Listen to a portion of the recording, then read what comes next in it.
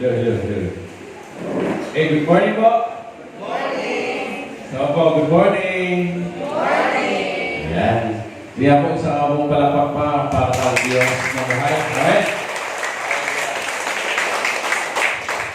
Sadya nga po na ang pag-ibig ng Diyos ay hindi po nagbabago. Tama po. Nanatili siyang tapat magpakailanman. Okay? Kahit na tayo po ay kulang, ang Diyos tapat pa rin sa atin. So, ano pa hanapin mo? Amen? Bakit pa tayo aalis? Okay? Kaya nga, dapat lang talaga na aalayin natin ng Diyos ng mga papuri, pagsamba, sapagkat siya ang makapangyarihan Diyos. Amen ba? Amen? Palakpan muna ng Panginoon. Hallelujah. Purihin ko Diyos. Hallelujah. Okay. Sige po, hiniling ko po na bawat isa po ay tayo muli ay tumayo bilang po paggalang ko sa Panginoon. Alam mo basahin po naglad ko ng Jeremias o Jeremiah. Okay, basahin po natin. Ready and go? Ako si Yahweh, ang luminas sa lahat ng tao. Walang bagay na mahirap para sa akin. Okay. Sabi diyan, ako si Yahweh, ang lumikha sa ng tao, walang bagay na mahirap sa akin. Tanungin mo yung sarili, ay mahirap ba sa Diyos? Pero nyo na, ay mahirap nga ba sa Diyos? Let us pray. Lord, we thank you po sa salita mo namin pong tatanggapin ito namin. Naniwala po kami ng salita mo ay magkabilang talim Panginoon na siya pong magbubukan, na siya magkakagal mga negatibo sa iyong mga isipan, Panginoon Jesus. Kaya Lord, binubuksan ang aming mga puso, ang aming mga isipan ng Diyos. Nais po namin mapagpala aming Diyos. Ito po ay pagkapalo, tatanggapin po namin aming Diyos. Pagkakita nais po namin ay maranasan ang Diyos, makamtan ang Diyos ang mensahe nyo sa amin sa umagang ito. Ngayon, kumilos po kayo sa buhay ng bawat isa. At kung dalayan ko ng Panginoon, na pagpili mo ang kabayan sa pagbabahan po ng isa na. Ako namin po ako. Salamat po Diyos. Yes, we do. Amen and amen. Punin po ang Diyos. Okay. Sabi nga ay meron na bang imposible sa Diyos? Okay. Tira niyo sa ninyo kanina. Tira niyo. Okay. Anong sagot ninyo? Ay, hindi yung tinanong. Nagugulog kayo. Okay. Sabi nga, walang imposible sa Diyos. Una, kung tayo po ay magtitiwala. Salamin ako. Pinapatay na ko ng meka. Rinig ko ba? Walang imposible sa Diyos kung tayo po ay magtitiwala. Amen? Sabi mo sa katabi, kapatid, magtiwala ka lang.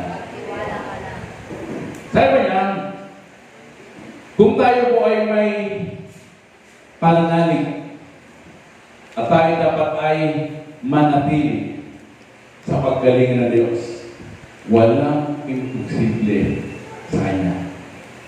Amen? Amen po? Pwede ba natin palapakan ng Diyos? Hallelujah. Okay. Alam ng Diyos ang bawat sitwasyon na meron tayo ngayon.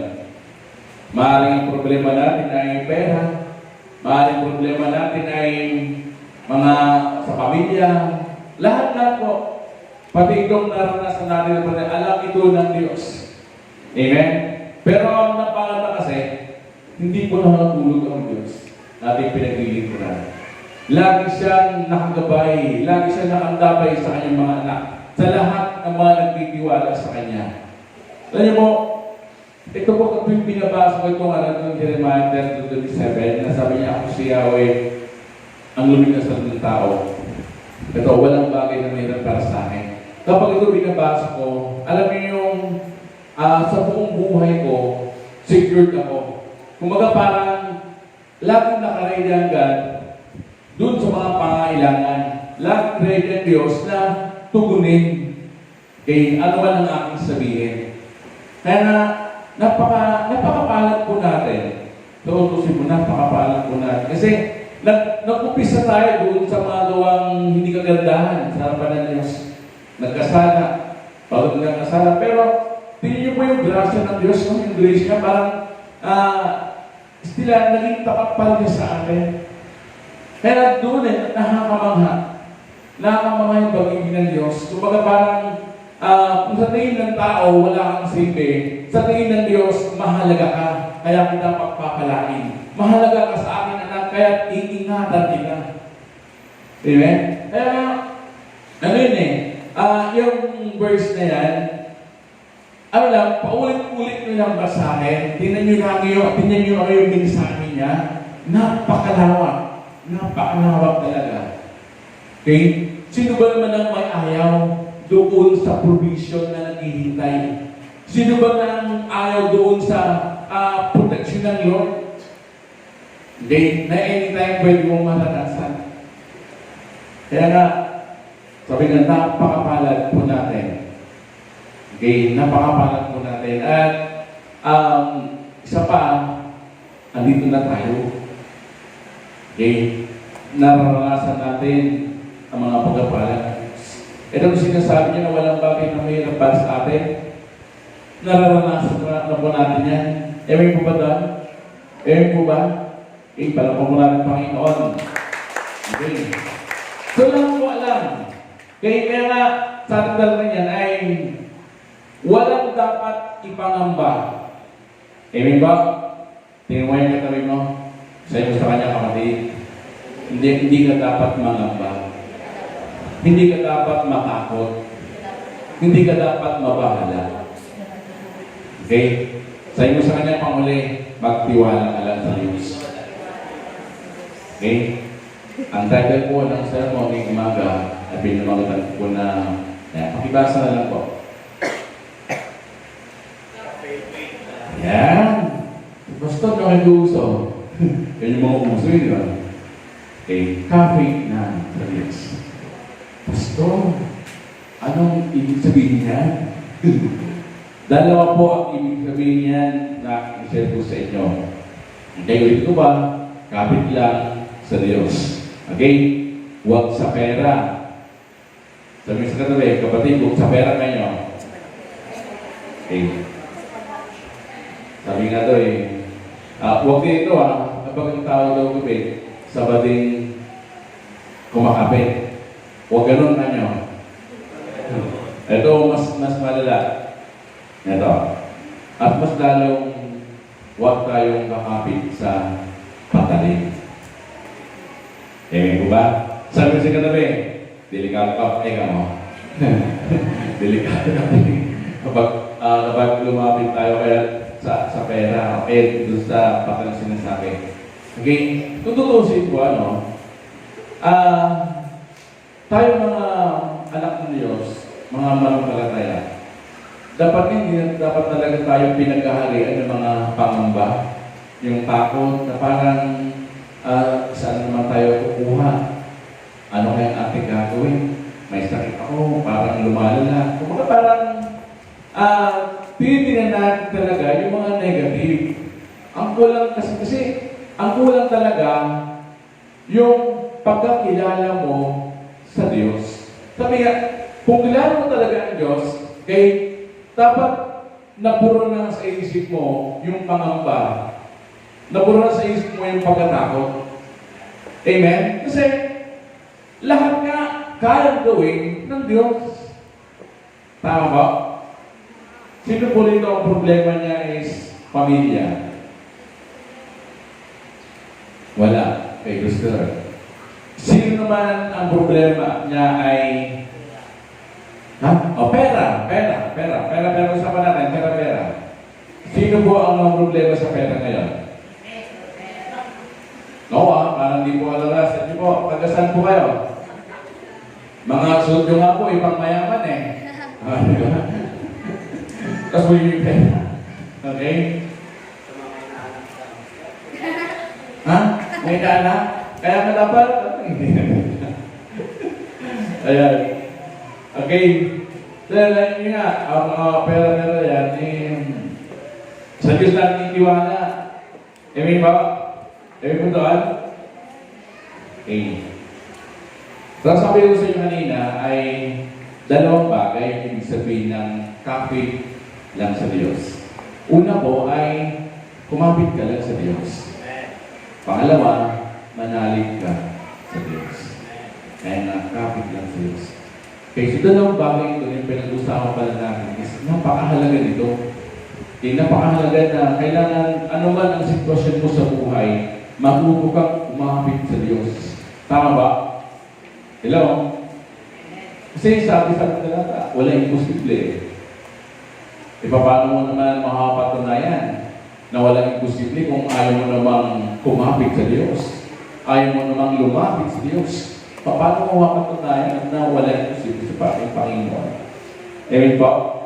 Ulitin nga po natin, kumapit ka lang sa Diyos. Manalig ka lang sa Diyos. Okay. Sabi nga, kung sa tao imposible, sa Diyos, posible. Amen ba? Lahat po tayo, alam mo, meron tayong pinagpipray. Lahat tayo, meron gustong mangyari. Amen? Anong sabi ng Panginoon? May bagay ba na mayroon sa akin? Wala, di ba? Wala. Kasi mo, makapit tayo natin sa Diyos. Okay? Ayan, ito po yung gusto ko patay ng Diyos sa ating lahat.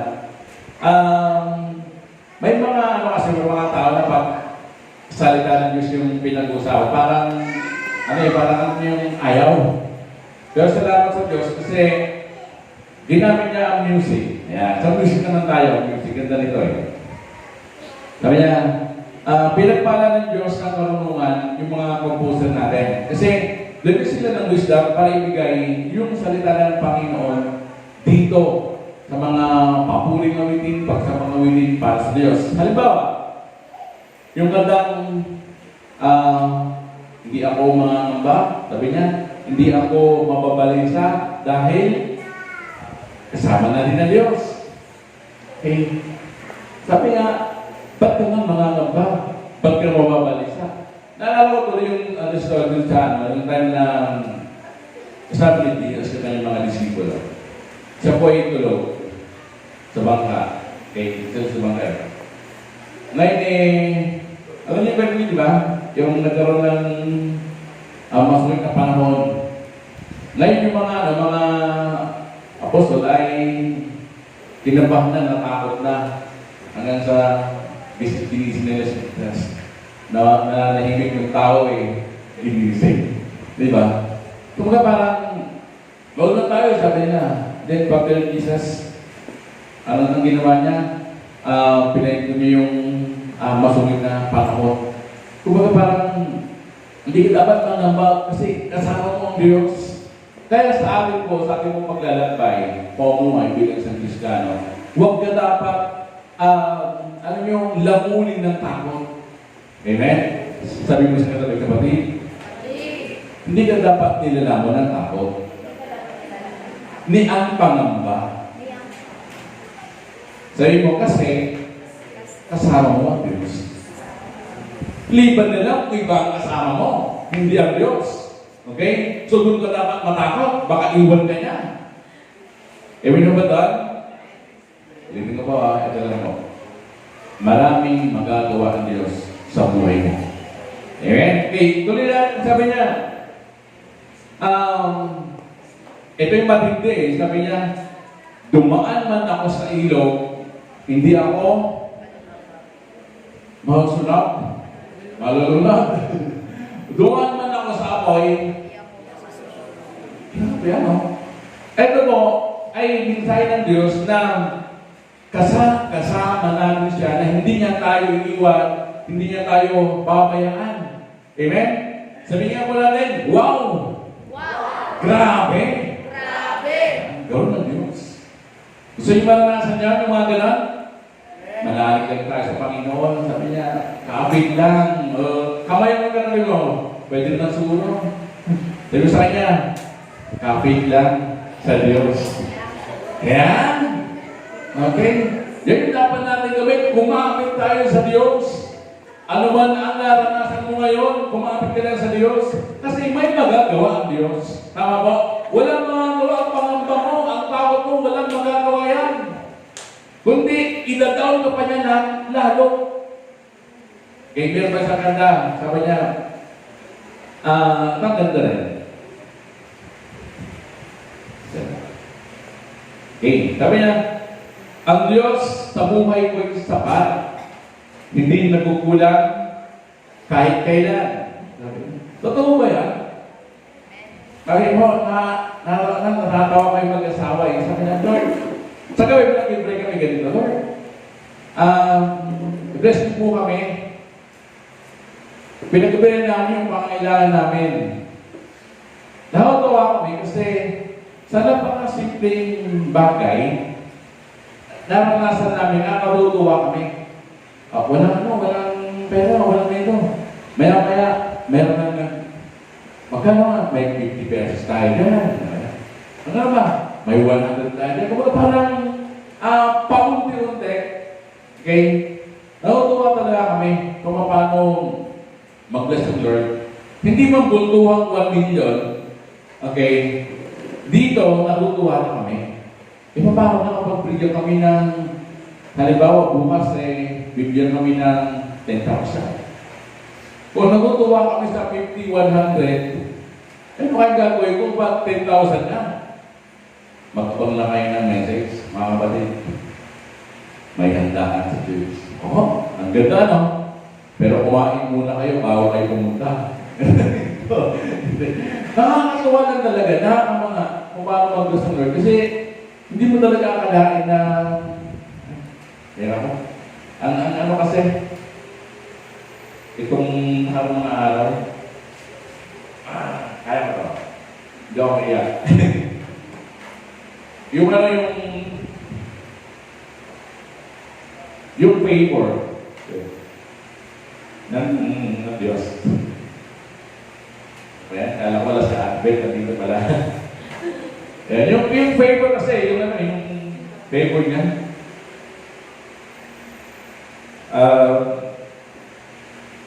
Sa kabila ng maranasan mo na yung kawalan, hindi mo may isip na aalis ka.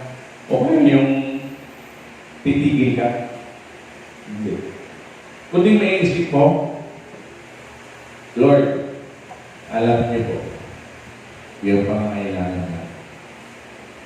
Ganun. Yun yung prayer namin.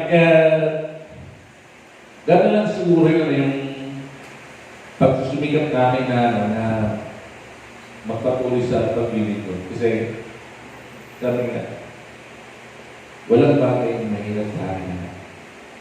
Yun yung pinanawa ko talaga. Kumapit lang tayo. Kasi, habang nabubuhay tayo, hindi pa tapos ng Diyos sa atin. Marami siyang pwedeng gawin sa atin. Marami siyang pwedeng para sa atin. Kaya nga, all ulit lang, kapit lang tayo. Kapit lang, sabi nga, manalig tayo sa Diyos. Huwag kang mangamba, huwag kang mabalisa. Hindi na ang tulong. Kaya kung katang sinasabi ko sa inyo, totoo po ito Kaya sabi niya na hindi nagkukulang kahit kailan, laging sandarian.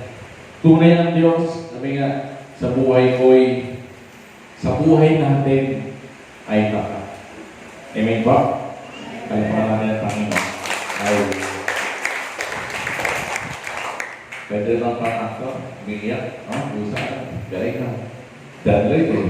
Ito ka. Okay, po. Tapat ang Diyos sa kanyang mga pangako. Naniwala kayo ba? Naniwala kayo? Kaya na, kayang-kaya talaga ng Diyos na pasagalain ng kanyang mga anak. Kaya may mga kanta, mga papul sa Diyos, ano na awitin yung puso? Namnamin yung nandun na liris talaga kasi ano yun salita ng Diyos yun Pero kung kinakanta niya yung mga isang lingkong pag-ibig, yung mga patungkol doon sa iniwan, saktan ako. Depression ang makakatagay doon. Walang may dulot na maganda. Kaya pag na broken hearted ka, hanapin mo sa Diyos. Magpakalingan ka sa Diyos. Tama ba? Amen? Yung mga naghahanap ng mga pangasawa, hanapin ko sa Diyos, Lord. Bigyan niyo na po ako. Parang awa niyo na, Lord. Diba? Okay. Mas maganda po yung humingi sa ating Panginoon. Amen ba? Okay. So, balikan po natin yung Jeremiah 32:37. Pakibalik na ako. Jeremiah 32 verse 37. Okay. Sabi niya ako siya, may kumita sa lahat ng tao, walang bagay na mahirap sa para sa akin. Ito po. Isang tanong, gusto niyo po bang maranasan yung sinasabi dyan na walang bagay na mahirap para sa akin? Napakasimple lang po. Huwag po tayong bibitaw sa Diyos. Doon lang po sa kasimple, huwag kang bibitaw. Ano man yung maranasan mo, huwag kang bibitaw. Okay? Kasi kapag bumitaw ka na, hindi mo kaya. Hindi mo kaya. Hindi natin kakayanin kung bumitaw tayo. Okay, marami po sa Bible na nagpapatunay na dahil po sa palagay sa Diyos ay talaga namang naranasan po nila yung tagumpayan. Naranasan po nila yung mga bagay na nakakamangha. Okay, dahil sa pagpagulit ng palagay sa Diyos. Okay, sabi nga, naalala niyo ano yung kwento sa Bible, yung sa babaeng dinurugo? Grabe yung faith niya, di ba? Mahawakan ko lang yung laylayan ng David Jesus, di ba? Nangyari po. Gumaling siya. Yung lalaking bulag, o di ba? Hindi siya nagpapigil kahit pinapatigil niya siya. Kasi yung faith niya, pagagalingin siya ni Jesus. Ay, isa pa nakamangha na meron isang pagugulong dahil punong-puno ng tao, yung may sakit, idinaan sa may bubong, binagbagin sa bubong at doon pinalag may sakit. Bakit? Kasi alam nila na may magagawa ang Diyos doon sa may sakit. At alam din natin na may magagawa ang Diyos sa buhay ng bawat isa sa atin. Tama ba? Tama ba? Kaya sa iyo sa katabi, kapatid, ang mukha mo, huwag maging mukhang Biyernes Santo. Okay? Parang mahal na araw yung mukha natin eh. Ang ulam-ulam, itlog, parang mahal na araw na yung mukha mo. Kung ano meron, sige. Diba? Kaya ulit-ulit ko po. Walang bagay na mahirap sa Diyos. Okay, isa pa doon. Yung story niya ni Gideon. O diba? Nakakamang ko para sila na ipaglaban sa doon nila. Kay David, kung paano niya labanan si Goliath. Nakakamahali kung paano niya talunin dito. Lahat po yan kasi dahil sa Diyos. Ano ba? Yung mga kapatiran natin na gumaling. Huwag na tayong lumayo, dito lang para malaman natin. May mga kapatid tayo na gumaling dahil po sa kanilang pahan natin. Hindi sila sumuko sa kabila ng mga naranasan po nila sa buhay. Kaya ano ba? Ito yung church. Ayan, nandiyan. Ang lakas ng loob natin na mag-extension, ni 100,000, wala tayong hawak. Pero bakit? Meron tayong malaking kayamanan eh, si Jesus. Alam natin na ipuprovide niya yung pangailangan ng extension na yan. Kasi imagine ninyo, kung hindi tayo nag-extend, saan kaya tayo? Pa kayo sa likod, second service kayo. O, diba? So, ito lang. So, ganun ka po din, Diyos. At ba? Sino mag-aakala na kayo meron ka ng sasakyan, may magandang bahay. Sino sa mga akala, may magandang trabaho. Alam niyo po, lahat po yan ay bunga ng inyong pananampalataya, bunga ng ating pananampalataya. Amen? Ay mga kapatid, para mas lalo pa natin maranasan, itong sinasabi ko na walang bagay na para sa akin. Huwag tayong palidistract. Itong mga nangyayari, mga negative na kita natin, huwag naman mag-focus tayo doon sa katapatan ng Diyos. Amen ba? May mas maganda mangyayari, mga kapatid, may mas maganda. Okay? Laki na mo mag-end. Ito po, kung sa tingin mo wala nang pag-asa, meron pa. Sabihin natin, meron pa. Anong gagawin? Kapit lang sa Diyos. Yan na. Word for the day. Kapit lang sa Diyos. Kaya naman, kung sa tingin mo hanggang dyan ka na lang, may mga naglaan ng Diyos sa buhay mo o sa buhay natin. Kapit lang. Kaya sabihin natin, kapit lang sa Diyos. Okay. Ito po. Sa oras na po yung pambalik. Ano ba yung gusto mong maranasan sa iyong buhay? Meron ba? Meron ba kayong gusto maranasan sa iyong buhay? Meron po. Okay. Last question. Gusto ba natin itong mangyari? Makuha? Okay, simple lang po. Kapit ng sa Diyos. Kapit ng sa Diyos. Huwag kapit na kapatid. Okay, may magagawa ang Diyos sa buhay mo at doon sa gusto mong mangyari, sa gusto mong maabot, sa gusto mong maranasan, may magagawa ang Diyos doon. Amen? Hallelujah. Let us pray. Panginoon, salamat po. Dahil pinapatunayan na ang Diyos na sa iyong pangalan, Panginoon Jesus, walang imposible. Thank Lord sa oras po ito. Alam niyo po ang laman ng aming puso. Yung design ng aming puso, alam niyo ang aming Diyos. Thank Lord, kami po ay sama-sama na dumudulog sa inyo ngayon. Ipagkalog ko ito. Nawang mangyari ito, aming Diyos. Itong aming nasa puso. Aming Diyos, maraming salamat po. Hihintayin po namin, aming Diyos, ang pagtulog mo sa laman ng aming puso ngayon. Salamat, Panginoon. Ang lahat ng karangalan ng salamat ng Diyos. Yes, we pray. Amen. Para natin, Panginoon. Amen.